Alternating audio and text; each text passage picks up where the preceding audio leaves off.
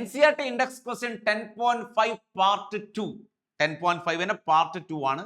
ആൽക്കോളും HCl ഹീറ്റും അല്ലെ, hydrogen chloride ആണ്. തീർച്ചയായിട്ടും വാട്ടർ റിമൂവ് ചെയ്യുക. ആൽക്കോൾ ആണ്. ആൽക്കോളിലെ ഒരിക്കലും ഇവിടെയുള്ള OH റിയാക്ട് ചെയ്യില്ല.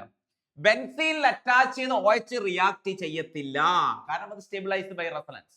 ഈ OH ഗ്രൂപ്പ് സ്റ്റെബിലൈസ്ഡ് ആണ്, റെസൊണൻസ് വഴി സ്റ്റെബിലൈസ്ഡ് ആണ്. അതുകൊണ്ട് ബെൻസീനിൽ അറ്റാച്ച് ചെയ്ത OH ഗ്രൂപ്പ് റിയാക്ട് ചെയ്യില്ല. ഏത് റിയാക്ട് ചെയ്യുക? ഈ OH ആണ് റിയാക്ട് ചെയ്യുക. അതായത് ഇവിടെ ആൽക്കൈൽ ഗ്രൂപ്പിലാണ് OH ഉള്ളത്. സോ OH എവിടെ നിന്നാ പോകേണ്ടത്? OH ഇവിടെ നിന്ന് പോകും, H ഇവിടെ നിന്ന് പോകും, വാട്ടർ റിമൂവ് ചെയ്യും, -H2O വാട്ടർ റിമൂവ് ചെയ്തു. അപ്പൊ നമ്മൾ ബെൻസീൻ വരയ്ക്കുന്നു. ഇവിടെയുള്ള OH ഒരിക്കലും റിമൂവ് ചെയ്യില്ല. കാർബണിൽ OH ഗ്രൂപ്പ് റിലീസ് ചെയ്യും, CH2Cl. ക്ലിയർ അല്ലേ? അടുത്ത റിയാക്ഷനിലേക്ക് പോകണം. Yes, HI.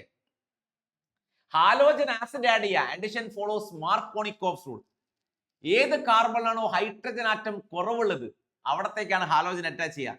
ഇവിടെ നമുക്ക് 1, 2, 3, 4 ഇവിടെ നോക്കുക. ഈ കാർബൺ 0 ഹൈഡ്രജൻ ആണ്. ഈ കാർബണിൽ പക്ഷേ 1 ഹൈഡ്രജൻ ഉണ്ട്. മൊത്തം 4 വാലൻസി അല്ലേ? അപ്പൊ എവിടെയാണോ ഹൈഡ്രജൻ കുറവുള്ളത് അവിടത്തേക്ക് ഹാലോജൻ പോകണം. എവിടെയാണോ ഹൈഡ്രജൻ കുറവുള്ളത് ഇവിടെ H+ഉം I- എങ്ങോട്ടാ പോവുക? എവിടെയാണോ ഹൈഡ്രജൻ ആറ്റം കുറവുള്ളത് അവിടത്തേക്ക് ആര് പോവും? I-. ഇവിടത്തേക്ക് ഹാലോജൻ പോയി.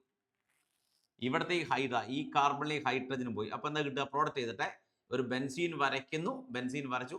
ഇവിടെ ബെൻസീൻ അല്ല, സൈക്ലോഹെക്സേൻ ആണ്. ഡബിൾ ബോണ്ട് അങ്ങ് പോകും. ആഡ് ചെയ്ത ഡബിൾ ബോണ്ട് പോയി. ഒരു H ഇവിടെ ഉണ്ട്, ഒരു H ഇവിടെ എക്സ്ട്രാ ആഡ് ചെയ്തു. ഇവിടെ ഒരു CH3 ഉണ്ട്. CH3 ഉണ്ട്. അടുത്ത എന്ത് ചെയ്യാം? ഇവിടെ ഒരു Cl അല്ല, I ആഡ് ചെയ്തു. ക്ലിയർ അല്ലേ? ഇതാണ് പ്രോഡക്റ്റ് കിട്ടുക.